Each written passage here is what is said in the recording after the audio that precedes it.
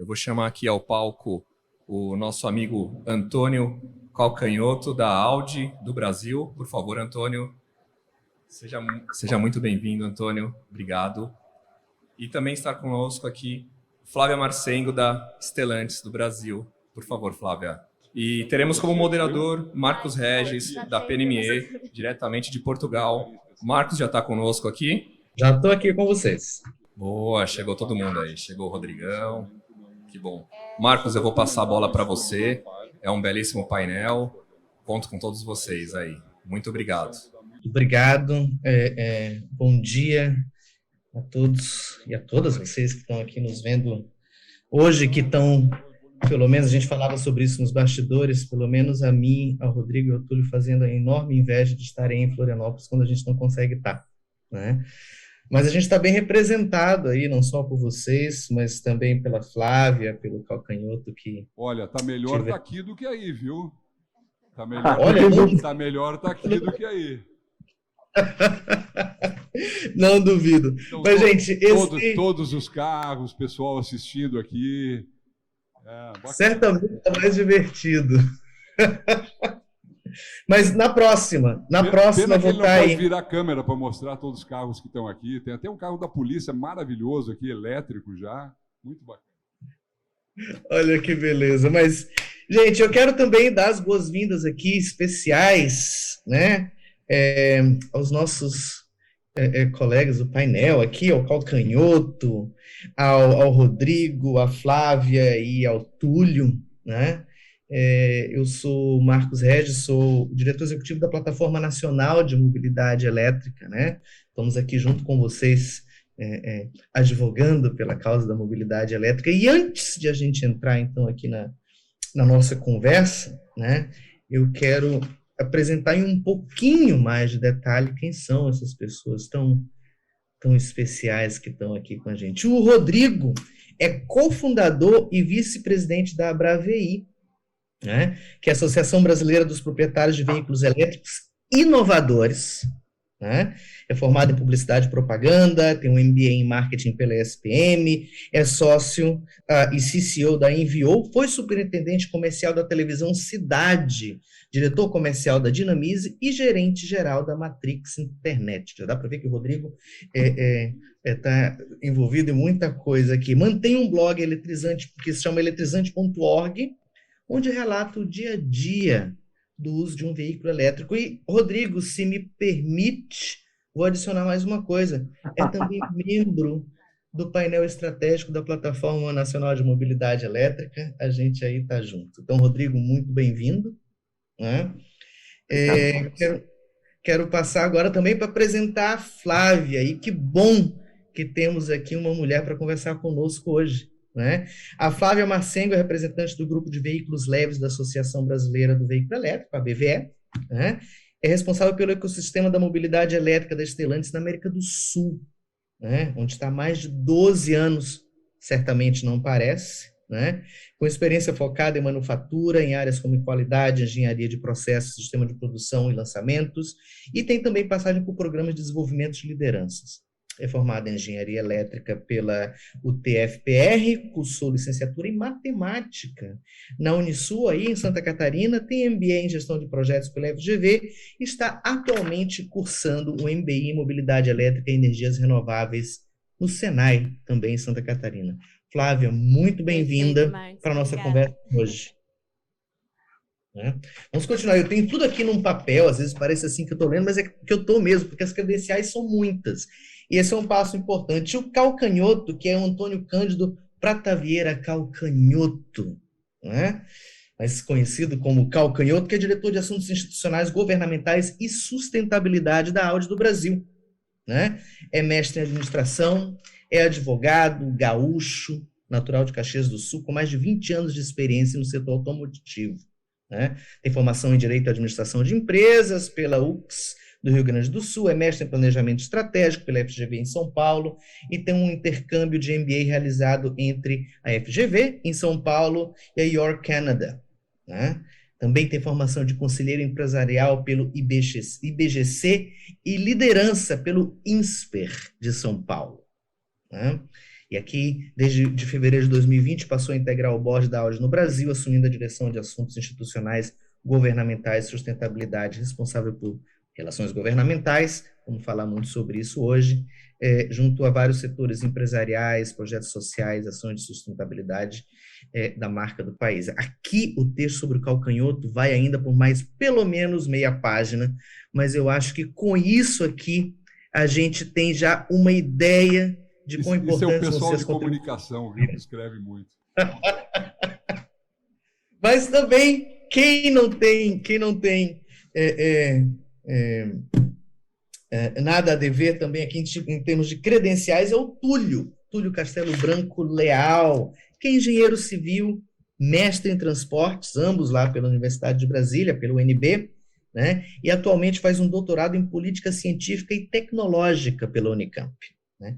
Desde 2003, o Túlio é consultor legislativo no Senado, na área de transportes, né? Onde, entre outros assuntos, acompanha a temática da eletromobilidade, né? Já foi professor, trabalhou com qualidade total na Confederação Nacional do Transporte. Então, isso tudo para dizer que aqui nós estamos falando com as pessoas certas. Sobre o quê? Qual é o tema hoje do nosso painel? Quero fazer remeter vocês rapidamente a um painel que nós tivemos ontem, né? A gente falava do roadmap de infraestrutura de recarga, e um dos assuntos que foi recorrente ali olha, tudo bem, nós temos a questão de modelo de negócio, temos questões tecnológicas, questões de mercado, mas sem a questão da governança, sem política pública, sem normas e regulamentos que criem as condições para que as outras coisas decolem, não vai dar certo. Isso não é uma jabuticaba nossa, né? Em nenhum lugar do mundo onde a mobilidade elétrica já decolou e já está em voos mais altos, né, que o nosso no Brasil, em nenhum lugar do mundo isso aconteceu sem algum tipo de quadro institucional, políticas públicas, normas e regulamentos. E é sobre isso que nós vamos falar hoje. Eu quero lançar aqui uma bombástica pergunta no começo e vou dar a cada um de vocês 1 minuto para uma resposta inicial. Aquela que vem assim das tripas. E a partir daí a gente começa a conversar. A pergunta é, na opinião de vocês, o que deve ser feito para que se tenha esse marco regulatório no Brasil para estabelecer, para possibilitar essa transição à mobilidade elétrica? O que a gente está falando de veículos a bateria, células de combustível, mas o que a gente tem que fazer agora, já? E eu quero começar com a Flávia. 1 minutinho, Flávia. Olha, Marcos, 1 minuto é difícil, né? Mas entendo que nesse tema o que precisamos fazer, acho que a gente já está fazendo, né? Já estamos discutindo mais o tema, a gente está aqui num evento para falar sobre isso, para aprender junto. Entendo também que o crescimento das instituições que a gente está vendo também mostra que a gente já está indo no caminho certo, né? Então, a gente já está absorvendo esse conhecimento. É claro que é imprescindível o posicionamento do governo, né, nesse sentido, tanto para garantir o desenvolvimento do tema, quanto a sustentabilidade, tanto ambiental ou econômica desse tema também. Então, temos que pensar em toda a cadeia produtiva, não só na parte de empresas, mas também incentivos para o cliente final. E claro que não só incentivos, mas também um plano completo com um cronograma de desenvolvimento nesse sentido, né? Não adianta a gente dar incentivo sem ter critérios e requisitos bem definidos que garantam esse desenvolvimento de uma forma clara. Contudo, entendo que a gente precisa muito de flexibilidade, então é complicado a gente ter essa parte de regulamentação muito forte e ter um marco que detalhe muito e impeça talvez um desenvolvimento de um tema que está tão em alta e em tanta mudança rápida que a gente vê hoje, que são os veículos elétricos. Obrigado, Flávia. Eu acho que é importante que você falou. Os alemães têm uma expressão que diz a mentalidade em silos, né? Cada um pensando só na sua caixinha. Essa é uma coisa que nós temos que deixar para trás. E gostei muito que você falou sobre a flexibilidade. Tem a ver com ser prático também, né? Fazer com que a coisa aconteça e não travar a coisa. Mas eu quero passar agora para o minuto inicial do Túlio. Túlio, o que você acha que nós temos que fazer para ter esse quadro institucional, esse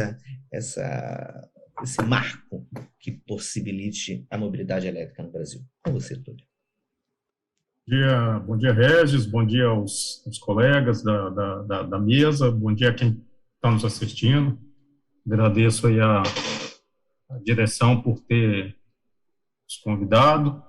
Bom, Regis, eu acho que o marco regulatório, a falta desse marco regulatório, ou a falta até de uma discussão mais aprofundada, pelo menos em termos de governo e até do legislativo desse marco regulatório, ele, de certa maneira, ele é um reflexo de um problema maior, de um problema anterior, quer dizer, nós, como país, nos falta uma visão de futuro, quer dizer, a gente não sabe onde quer chegar e a gente não sabe, evidentemente, se a gente não sabe onde quer chegar, como a gente vai chegar. Então, nos falta aí uma visão em 2040, por exemplo, imagine 2040 ou 2050, quanto que a gente vai estar emitindo de gases do efeito estufa, porque quando você vê os planos aí da União Europeia, eles falam claramente de redução, descarbonização, quanto que a gente vai reduzir, quantitativamente, quanto a gente emite hoje, quanto a gente quer chegar em uma determinada data futura. Emissão de poluentes locais, óxido de nitrogênio, aldeídos, particulados, qual o nível de emissão que a gente tem hoje, quanto a gente quer chegar em 2040. A gente não tem essa definição. E a gente também não tem uma definição de qual o papel que cabe à nossa indústria automotiva em 20 anos também. As soluções a serem dadas, elas bastam que satisfaçam a realidade local, ou a gente quer que nossa indústria seja cada vez mais forte, essa indústria que representa aí cerca de 20% do nosso PIB industrial, a gente quer que essa indústria seja uma plataforma de exportação, que ela possa integrar as cadeias globais de suprimentos, as cadeias automotivas globais, ou a gente se satisfaz que as soluções só funcionem para dentro do Brasil. Então, assim, na falta dessas definições, a gente não consegue definir também se a gente vislumbra que vai continuar vendendo um veículo em 2040, por exemplo, que seja movido a gasolina, possa ser movido a gasolina, ou a gente quer um veículo que seja um zero emissão. Qual zero emissão? A gente quer um zero emissão que seja zero emissão em todas as etapas do seu funcionamento, ou a gente admite que só quando ele estiver dentro de um centro urbano, o condutor possa desligar a sua fonte de propulsão poluente e trabalhar com uma fonte não poluente. Então, assim, na falta desse onde queremos e como queremos, eu acho que decorre esses impasses e essa falta de um avanço nesse marco institucional, que eu considero fundamental. Obrigado. Obrigado, Túlio. É interessante, né? Queremos políticas públicas, queremos marco regulatório, mas para quê? Falta visão de futuro. Eu lembro que uma conversa que tive com o Edgar Baraça sobre o roadmap da infraestrutura de recarga, ele colocou uma frasezinha lá do Lewis Carroll, quem escreveu Alice no País das Maravilhas, que dizia assim, mais ou menos, olha, para quem não sabe para onde vai, qualquer caminho é caminho.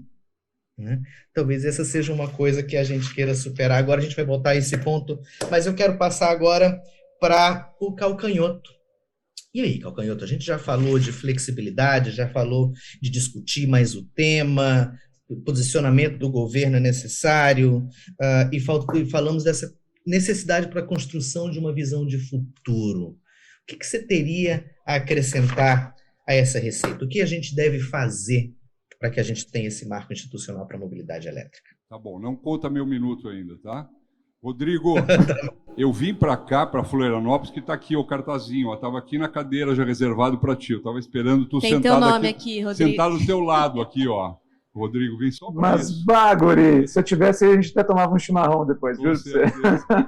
Marco, eu acho que valia a pena, tu que está em Portugal, contar uma coisa que talvez, antes de entrar no tema que tu falou, o tema mais preocupante para o Brasil é infraestrutura. Tu está no lugar, Portugal foi onde começou a infraestrutura do carro elétrico no mundo. É o país mais avançado em infraestrutura de carregamento do mundo. Lançamos vários carros aí, inclusive. Bom, indo para o ponto de vocês aqui, bom dia, é um prazer estar com vocês. Vou fazer um minuto de padeiro, porque a tua pergunta é bem ampla. Em primeiro lugar, gente, estava até agora conversando há pouco com o Marco, que é o nosso diretor das concessionárias aqui de Santa Catarina. Preocupação enorme quando a gente fala de marco regulatório no Brasil. O Brasil gosta de inventar jabuticaba brasileira, gosta de fazer coisa que aumenta custo, nos priva de tecnologias. Eu sou um crítico às regulações brasileiras. Estava falando com o Marco, por que a gente não tem certos carros no Brasil? Porque a regulação do Brasil é diferente, não dá para trazer o carro para cá e botar a rodar. Tem que adaptar sistema de segurança, porque acham que o nosso sistema de segurança é melhor do que talvez da Europa. Vocês acham isso, gente? O nosso sistema de emissões é diferente, é melhor que... Para quê? O elétrico traz uma coisa, para falar de marco regulatório, o elétrico traz um benefício, gente. Eletricidade é plugar, eletricidade dos Estados Unidos, Europa, Japão, Ásia, seja onde for, aqui é igual. Então, não vamos inventar coisa específica para o Brasil. Eu tive uma discussão há 2 semanas atrás que estavam querendo regular o tamanho do cabo de carregamento. Que loucura isso, gente! Que loucura isso! Olha o Rodrigo botou a mão na cabeça, perdeu mais um cabelinho, Rodrigo, ali. Gente, não dá, pessoal. Então, eu tenho uma preocupação grande. Tu falou bem, Marco, nós temos que pensar em política. O que o Brasil tem que definir?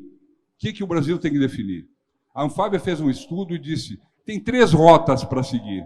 Ou a gente vai continuar na mesmice que nós temos, e vai ser esse o impacto, como disse o Túlio aí, nós vamos lá para 2050 e não vamos ter tecnologia nova no Brasil, vamos estar usando motor a gasolina, poluindo, largando gases cancerígenos na cidade. Esse negócio de sequestro de carbono, que interessa é onde usa o carro. Né? Segundo, convergência global. O Brasil tem que ir para a convergência. Aí sim nós vamos ter todas as tecnologias. Vamos continuar tendo etanol, vamos ter flex fuel mais eficiente, vamos ter elétrico, vamos ter célula de combustível. Vamos estar junto com o mundo na discussão e nas tecnologias. Ou nós vamos para o protagonismo do etanol, do biocombustível. A gente sabe o poder que tem o etanol no Brasil. É bom, o etanol é importante, gente. Tem estudo que mostra que em 2050, se a gente fosse para a convergência global, ainda 70% da frota circulante vai ser a combustão. Vamos precisar de etanol. Então, nós temos que ter muito cuidado desses marcos, que a gente não volte no carro elétrico, no veículo eletrificado, a ter jabuticaba brasileira.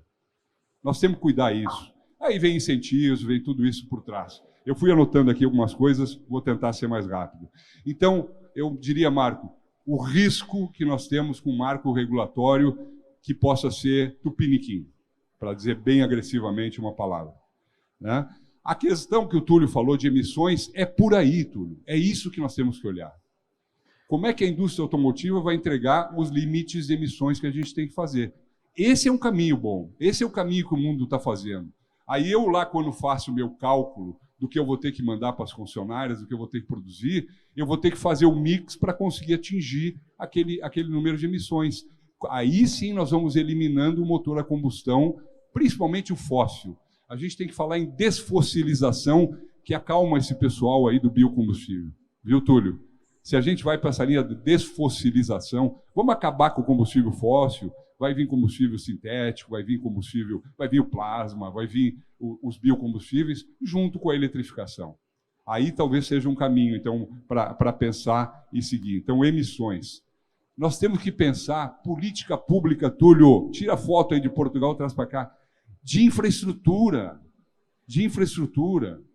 Nós temos que pensar no consumidor, como ele vai usar esse carro, como o veículo. Não vamos pensar o carro, pensar o caminhão, pensar o transporte público.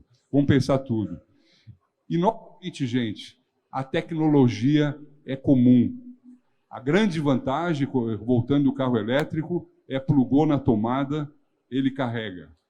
Não vamos inventar marcos regulatórios com regras específicas, só serve para o Brasil, que só vai doer no bolso do nosso consumidor. Por quê? Nós, da indústria automotiva, vamos ter que fazer as adaptações, vai custar dinheiro. Quem vai pagar isso? De novo, o consumidor brasileiro, nós. Então, isso nós temos que cuidar, e nós temos que fazer. E batalhar para que o governo, então, faça a parte dele, como faz hoje. Por exemplo, o governo atual reduziu para 0 o imposto de importação do carro elétrico. Isso ajudou a fazer, como o carro a combustão paga 35, conseguiu fazer ele ficar num valor mais ou menos igual, né, de um carro equivalente. Um pouquinho mais caro, porque tem outros impostos que ainda são mais altos.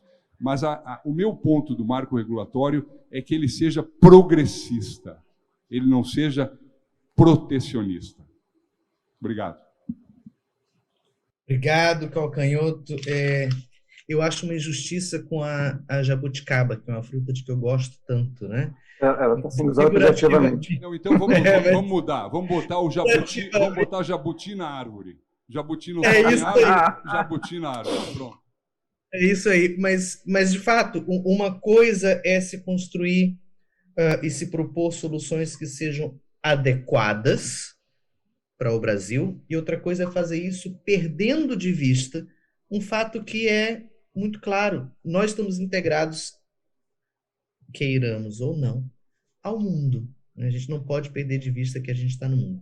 Mas, vamos lá, jabuticabas e um marco que seja progressista, que possibilite e não engesse, né, um processo que está agora querendo começar a decolar no Brasil. Rodrigo, eu te deixei por último porque você já é de casa também, né? Mas te deixei também com a tarefa mais difícil. O que você adicionaria a essa lista do que nós podemos e devemos fazer para se ter... Depois de tanta gente tão capacitada falando, não sobrou muito. Então, assim, o Calcanhoto, adoro ouvir o Calcanhoto, ele já até entrou um pouquinho na forma, vamos dizer assim, né? Do marco antes da função. Eu vou tentar retomar a pergunta original que a gente precisa ter para ter um marco regulatório. E vou descer no nível estratégico um pouco mais para o tático, porque já foi falado muito da questão estratégica. E fico feliz de dizer que as duas coisas que eu enxergo que precisam ter para a gente gerar um marco regulatório já começaram a acontecer. Primeiro, a gente precisa ter uma arena que integre os diversos atores envolvidos com a mobilidade elétrica. Isso já existe. E chama a Plataforma Nacional da Mobilidade Elétrica, para a qual o senhor é o secretário executivo. A gente tem, então, dar continuidade, como está acontecendo, aos trabalhos de ter uma voz uníssona que ajude a costurar os diversos interesses envolvidos, né? A outra coisa que eu acho crucial, e a gente estava tendo papo antes aqui nos bastidores, né? E eu peguei do Túlio, obrigado aí por me ajudar, assim, nós vamos ter que... Me dei conta do seguinte, quando a gente tem que falar de marco regulatório, isso vai necessariamente passar pelo legislativo, certo? Nós temos que educar, no sentido mais literal, de conscientizar, né, de esclarecer as características de veículos elétricos, de diversos modais, não só nos leves, que é o tema do nosso painel, para o nosso legislativo. E eu vou te falar isso com a propriedade que já conversou com diversos legisladores, que sempre ficam encantados quando começam a conhecer mais sobre o tema. Então, me parece que falta um pouquinho disso. E também nesse aspecto, acredito eu que a frente parlamentar da mobilidade elétrica vai ser importante para ajudar a criar essa conscientização. Então, assim, eu não acho que falte muito além disso, que já iniciamos, para a gente dar o pontapé inicial para a elaboração do marco regulatório. Agora eu vou pegar uma outra frase, né, já que você falou do Lewis Carroll, eu acho que, eu não me lembro de quem falou essa frase, eu até escrevi sobre ela no artigo, mas eu esqueci o autor. Eu enxergo, para entrar na parte mais assim, de visão de futuro de país, o Brasil não perde uma oportunidade de perder oportunidades. Tá? Como a gente estava conversando aqui, nós temos que acelerar a criação desse marco regulatório sem ser restritivo, ser progressista, né, que nos entrega o mundo, porque, como comentei antes lá para vocês, aí, Marcos e tudo, o Brasil, na minha visão, tem tudo para ser a China, no se fala de mobilidade elétrica, para o mundo ocidental, que nós temos energia elétrica baseada 82% em fontes renováveis. Eu tenho uma coisa que na Europa você não vai conseguir, você pagando muito caro. Eu tenho uma rede na minha residência, trifásica, são de 50 amperes ou de 70 amperes. Isso na Europa é um luxo, cara. E a gente tem energia abundante no país. Entendeu? É uma coisa incrível. Mesmo em alguns países da América do Sul, isso é uma coisa dificílima de você obter, né? Nós temos matéria-prima, até lítio nós temos aí, fora as promissoras grafeno e nióbio, e nós temos um parque industrial instalado, que daqui a pouco, se nós não nos movermos em direção ao que o mundo está indo, e como o Calcante falou, você não faz assim, troca a frota, vai ter 70% da frota baseada em veículos a combustão durante décadas. Mas se a gente não se mexer e criar segurança jurídica no marco regulatório para permitir investimento, nós vamos ter uma indústria que não vai ter para quem exportar o mercado em uma década, não vai ter mercado para exportação. E você vê, eu sou consumidor, nós somos uma associação de consumidores e usuários. Tive a oportunidade uma vez de falar aqui no Senado, na Comissão de Ciência e Tecnologia, né? E em off eu falei para o senador Rodrigo Cunha, eu preferia que a gente tivesse incentivo à produção local do que ao consumo. Por quê? Porque isso é sustentável. Não que vai baixar demais o preço, mas vai ajudar a baixar o preço, mas mais importante, vai desenvolver toda uma cadeia, vai desenvolver tecnologia nacional, vai abrir mercado de exportação, vai trazer sistemistas, né? Vai trazer talvez indústrias que peguem essa matéria-prima e produzam aqui. Isso, de uma certa forma, na minha opinião, já entrando um pouquinho na forma, talvez deva ser endereçado em certo aspecto também no marco regulatório, né? Ter uma visão mais holística de tudo isso e não só focar na questão da produção do veículo em si, da adoção do veículo em si, mas olhar tudo o que envolve de qualificação de mão de obra, atração de outros investimentos de indústrias correlatas. E acho que é isso, acho que deu meu minutinho, Marcos. Obrigado, Rodrigo. Não, na verdade, essa história do minutinho, eu lembro quando a gente estava combinando as coisas aqui, essa história do minutinho nunca funciona, mas é muito bom, porque a gente já começou a entrar mais profundamente na resposta, ou nas respostas, né? De qualquer forma, eu quero resgatar uma coisa que disse o Túlio, né? Que essa nossa falta, essa nossa dificuldade em se ter as políticas, em se ter um marco regulatório, ela é um sintoma da falta de outra coisa, que é a falta de uma visão de futuro. E vamos tentar falar aqui do que a gente tem no nosso quadradinho, né?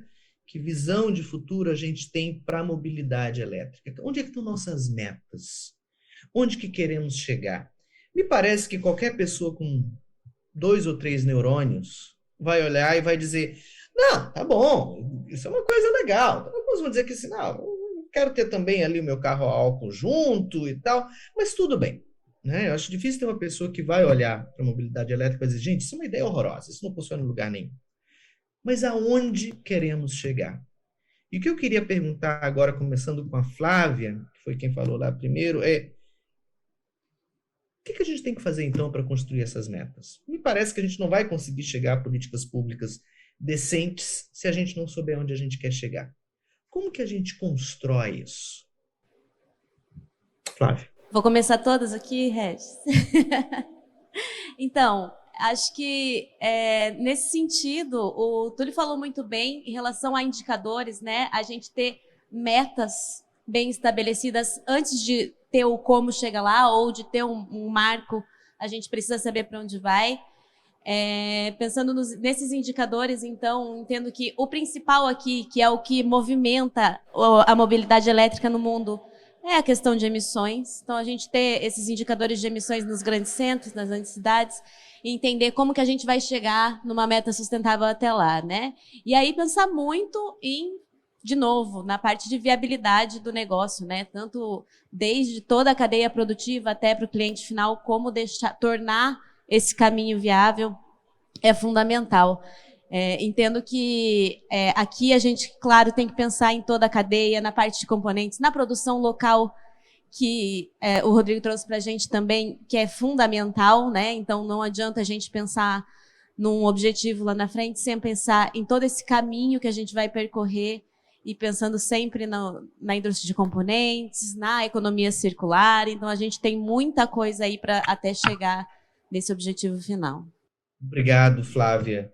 Eu estava pensando aqui uma vez, nessa mesma linha, quando a gente falava de metas e que não tem, e que um conhecido chegou assim, olha, mas a gente está se posicionando, o Brasil, a gente está se posicionando como uma outra coisa. A gente está se posicionando como um país de agronegócios, produtor de alimentos e tal e tal.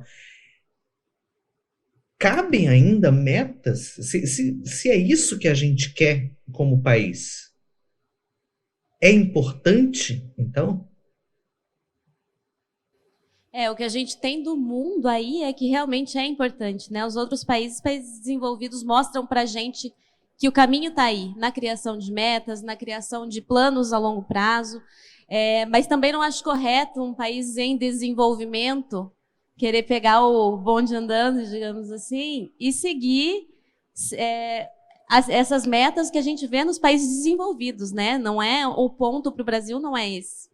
Então, entendo que, claro, precisa de metas, respondendo com certeza, precisa de metas, mas a gente não pode copiar metas de países desenvolvidos. A gente tem que analisar os indicadores, entender a situação aqui, estabelecer as metas que são adequadas para o país, né?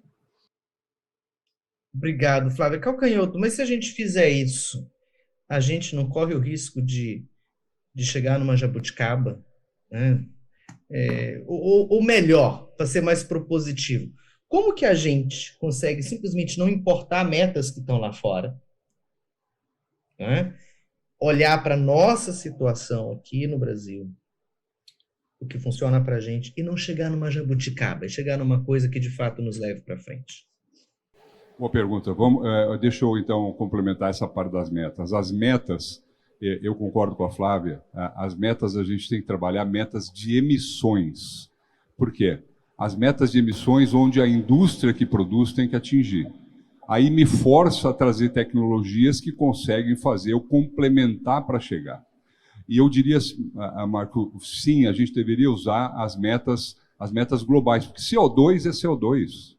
Não tem CO2 brasileiro diferente do CO2 americano e europeu. Tá? Eu vou começar te respondendo dizendo o que a gente não deve fazer e que a gente está no caminho de fazer. É um país agrícola, então nós produzimos cana, a gente então vai proteger o etanol. Então as nossas metas vão ser dadas por etanol. Nós vamos mensurar as emissões, então, do jeito brasileiro, pelo ciclo de produção do etanol. Como é que eu faço para isso para o elétrico? De certa forma, é para bloquear outras tecnologias. Então, como se faz? Rodrigo matou a charada. Nós temos a responsabilidade, da indústria automotiva, da academia, de ensinar executivo e legislativo sobre isso. Eles não sabem. Eles recebem pressões e eles vão pelas pressões. Nós temos que ensinar. Como se faz? Pegar essas metas, abrir o mercado, deixar o mercado experimentar. Faltou uma coisa do não se faz. Obrigar conteúdo local, obrigar produção local. Eu não posso fazer isso no início, custa muito caro. Eu tenho que deixar a experimentação, deixar criar mercado para poder começar a produzir localmente. Imagina se o Brasil diz assim, a partir do ano que vem só tem carro elétrico se for produzido localmente. O preço vai triplicar ou quadruplicar, gente. O carro elétrico ele vem quebrando barreiras. As cadeias globais vão ser mais incrementadas ainda. Nós devemos ter 5 plantas mundiais produtoras de bateria. Não vai ter uma em cada país. Motores vão ser produzidos em alguns lugares do mundo. Vai haver mais sinergia. Então, se o Brasil precisa, como se faz? O Brasil precisa abrir os acordos internacionais, precisa definir uma política de emissões para trazer um mix de tecnologia, não precisa privilegiar o elétrico e matar o etanol, o biocombustível, abrir para um mix de tecnologia, dar uma política, aí sim, uma política pública, que mostre que tem que ser essas emissões, e para essas emissões se assume que vai ter tecnologia X e Y, vamos fazer o XVE, né? As vários do VE que a gente tem aí, e essas tecnologias vão ter algum tipo de incentivo, não para a indústria, para o consumidor poder comprar até ele chegar num nível de competitividade, como faz a Alemanha, como faz a França, como faz a Califórnia, como faz o mundo inteiro, para as pessoas começarem a emitir. Mas o país precisa dizer, eu quero reduzir minhas emissões de CO2, eu quero reduzir aldeído na cidade, eu quero reduzir a emissão de gases nas cidades. E para isso eu vou fazer, então, eu vou estimular essas políticas. E quem sabe lá na frente, quem começar a produzir localmente vai ter, então, uma certa coisa. Eu tenho medo que se faça o que não deveria fazer. É obrigar a produção local, é obrigar tu ter mais biocombustível do que outra tecnologia, é obrigar uma mensuração diferente. Então tem gente falando do poço à roda, do berço ao túmulo, né, que nunca se falou. Né? Como é que eu vou cuidar, eu da montadora, do poço à roda? Eu vou ter que ir lá discutir com a Petrobras, com o plantador de cana, como ele faz? Então, como se faz? Com políticas que privilegiem, possibilitem a introdução das novas tecnologias. E é muito mais simples do que a gente pensa. É isso, é muito mais simples, né? Às vezes eu falo isso. Mas eu queria agora mexer um pouco aqui, né? A gente está falando de coisas que acontecem, digamos, em um nível alto, que é o país demonstrar a vontade de diminuir suas emissões e como tudo isso se reflete em políticas para desfossilização, né? Eu gostei muito esse pulo do gato, é interessante. Mas vamos lá, uma das coisas que, ao que parece, a gente já concorda aqui, é que para se chegar a essas políticas, para se chegar a essas metas, é necessário diálogo, né? Vários setores da sociedade têm que dialogar até que se cheguem com propostas concretas para os tomadores de decisão que estão aí no governo. Geralmente, quando a gente faz isso, tem um lado, Rodrigo, que costuma ser esquecido, que é o lado de quem está na ponta, né? E que paga é a o conta. lado do consumidor, né? É o lado do usuário. E eu acho muito interessante a Bravei, por ser a Associação dos Proprietários de Veículos Elétricos, eu gosto do I de inovadores, mas o que eu queria perguntar para você, como cofundador, vice-presidente, como que é essa experiência? Então você disse, olha, já fui lá, falei com senadores e tal, e tal, e tal. Como que é essa experiência de trazer para esse diálogo de cachorros grandes, né, a experiência de quem está na ponta, de quem é o usuário, e que contribuição concreta uma Já representação tivemos, né? da Bravei pode trazer? É isso. Bom, vamos lá. Obrigado pela pergunta. Primeiro, o que nós estamos vivendo hoje, como sociedade civil organizada, né, é algo raro de acontecer. Se a gente pegar outras tecnologias tão avassaladoras e disruptivas, acredito que a Bravei está tendo a oportunidade de ser muito atuante, ser um ator importante, representando quem usa, quem consome, como não aconteceu antes. Tá? Eu percebo que é uma experiência gratificante, porque nós temos um respeito muito grande pelos stakeholders, tanto que no ano da nossa fundação, a Bravei foi convidada a integrar o GT7 no governo de Michel Temer, que foi o grupo da mobilidade elétrica, do programa Rota 2030. Né? Mas vamos lá. Primeiro, sim, hoje a gente está para dar um salto na Bravei para fazer uma profissionalização da gestão, porque ela é totalmente tocada de maneira voluntária e pro bono, né? Por pessoas que não trabalham com isso. Mas mesmo assim, fazendo esse trabalhinho de formiguinha, a gente já conquistou várias coisas. Várias coisas.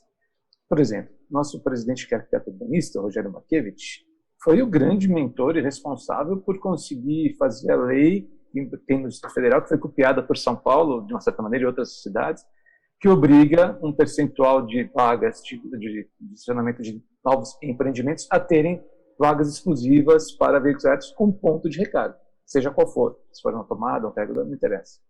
Isso foi copiado, isso foi algo que a Bravei atuou em cima, politicamente falando. Idem para a isenção de PVA no Distrito Federal. Nós estivemos muito próximos de 2 deputados distritais aqui acompanhando, esclarecendo dúvidas. Então, a Bravei, isso na parte quando a gente fala de tentar fazer algum tipo de influência em relação à elaboração de leis. Mas a gente também já desenvolveu uma série de ações para conseguir cobrir alguns pontos de recarga com carregadores que nós recebemos em doação, né?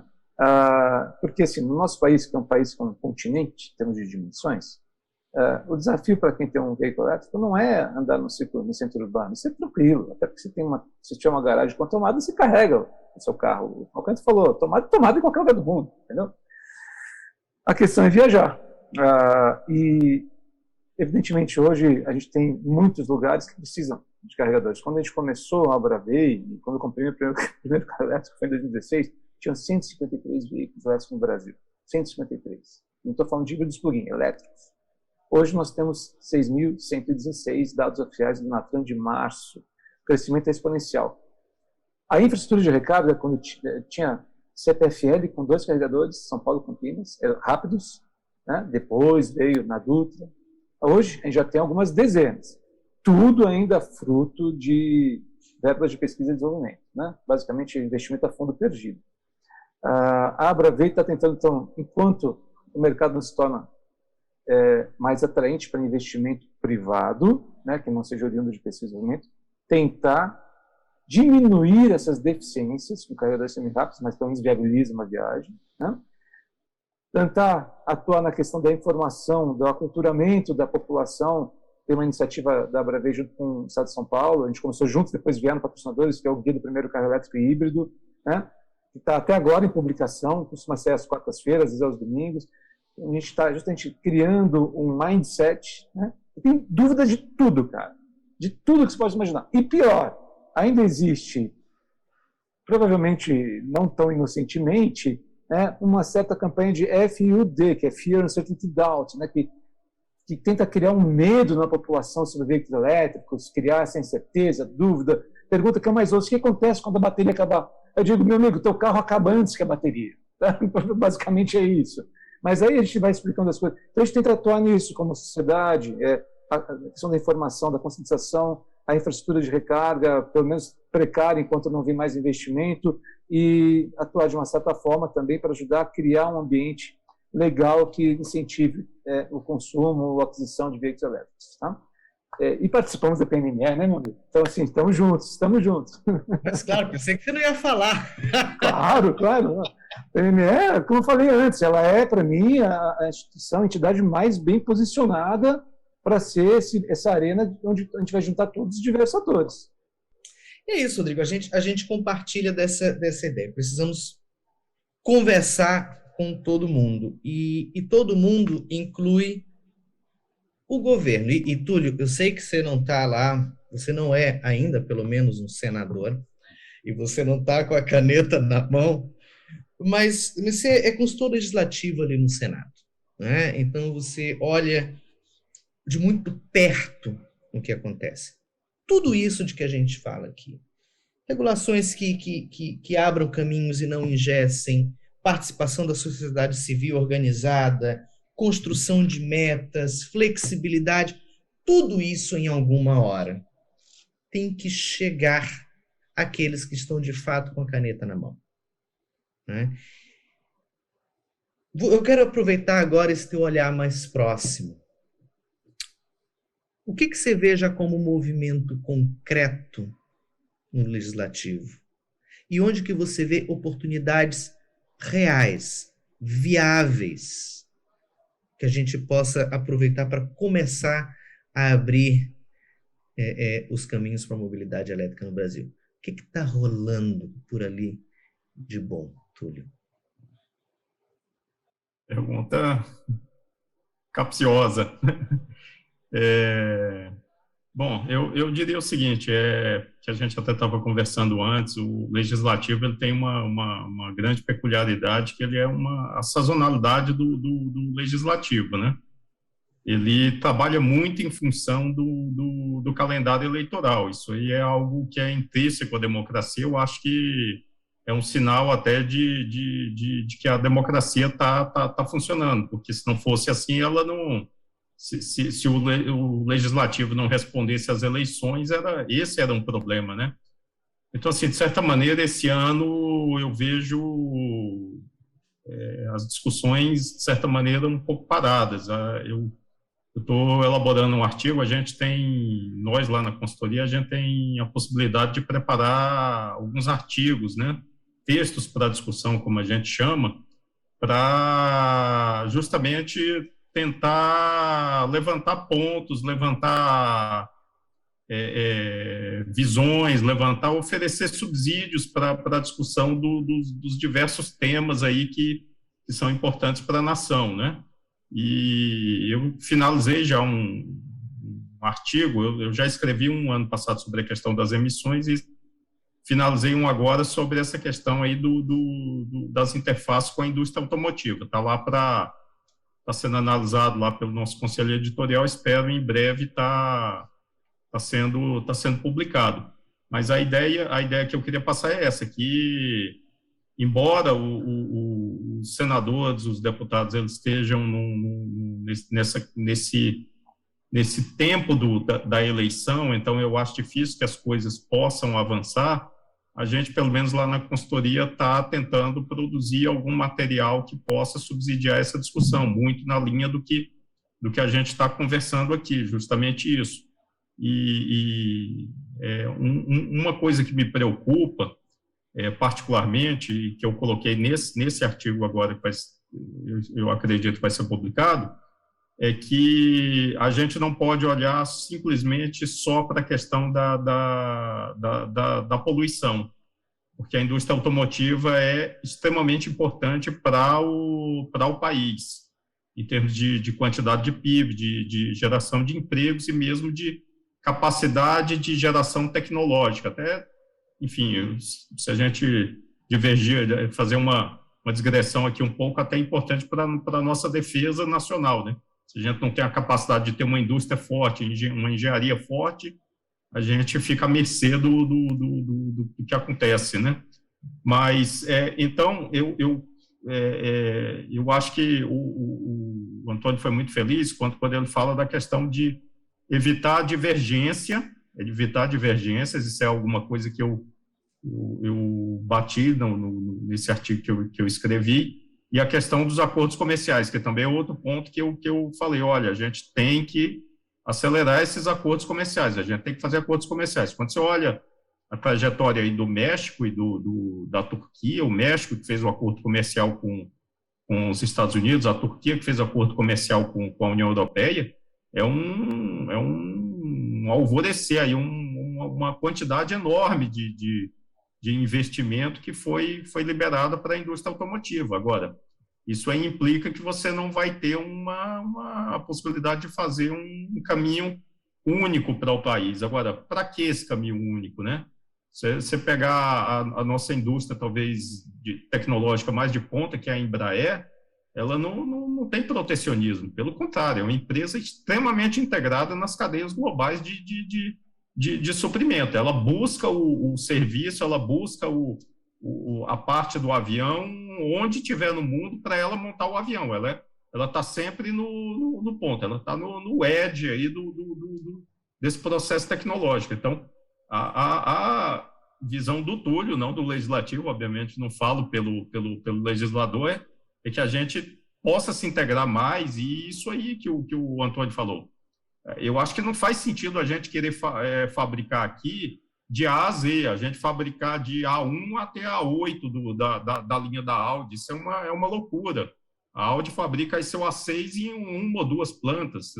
Por que a gente não fabrica um componente que é fundamental para o A6? Que a gente vai ser, na verdade, a fortaleza desse componente. Que a gente exporte para o mundo todo e depois receba esse A6. Qual é a diferença para a gente? Por que tem que ter conteúdo de 70%? Isso não faz sentido. Então, assim, a minha preocupação é uma preocupação, de certa maneira, holística nesse sentido. Eu acho que não é só uma questão de emissão. A gente tem que olhar, porque a Europa faz isso. A Europa diz, eu estou olhando a emissão, mas ela não está olhando só a emissão, ela está envolvida em um contexto schumpeteriano de destruição criativa, entendeu? Ela está no mercado, ela está no jogo. A China também. A China está querendo fazer a disrupção, a China está querendo entrar no mercado, está querendo ser um grande player global. Então, acho que a gente tem que ter essas visões aí estratégicas aliadas à questão da descarbonização. Obrigado, Túlio. Olha, nossa hora já passou, eu já estou começando a receber aqui puxada de orelha, o que é uma pena, porque agora que o papo estava começando a esquentar, eu também tinha combinado com vocês que eu ia dar no final um minutinho para cada um fazerem suas considerações finais. Eu menti, eu não vou poder dar para vocês um minutinho cada um, mas também não vou ser tão draconiano e não vou deixar que vocês vão embora sem uma palavra final muito breve, né? Então eu quero começar agora pelo Calcanhoto com uma palavra final breve para a gente encerrar, por favor, Calcanhoto. Túlio, obrigado. Tu fez, tu vai, tenho certeza que outros também, mas tu fez valer a minha vinda nesse seminário. Muito obrigado. A tua palavra foi sensacional. Eu espero que tenha sido gravado, porque eu quero ouvir de novo.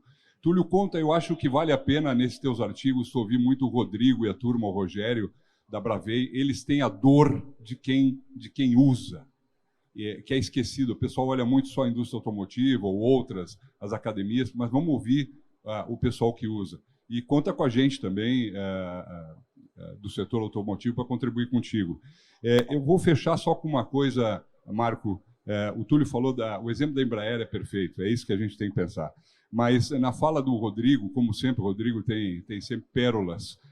Uma coisa que a gente não falou aqui de marco regulatório, já que é o objetivo desse painel. O marco regulatório elétrico. O setor elétrico é um dos mais regulados desse país. E um grande problema que nós temos hoje, que o Rodrigo falou, de infraestrutura, está atravessando pelo marco regulatório elétrico que a ANEEL determina. Então, agora ela liberou, dá para vender energia. Antes, nós tínhamos que botar tudo de graça porque não pode vender. Quem é que vai tornar um negócio viável dando de graça o seu produto? Segundo ponto, a Audi anunciou, vou falar da Audi, a Audi anunciou que vai instalar, a partir de agora, apenas postos de no mínimo 150 kW.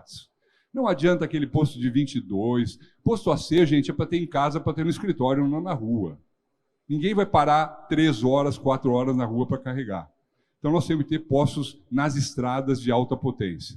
Aí, de novo, o marco regulatório tranca, porque eu não posso ter dinheiro, decidir, acertar com um posto lá botar. Aí eu tenho que convencer a companhia de energia elétrica a, por favor, eu sou um cliente pedindo, por favor, se tu pode vender energia para mim, eu ajoelho, eu rezo se tu quiser, eu faço quarentena, o que tu quiser. Não pode ser assim, né, Tchê? Não pode.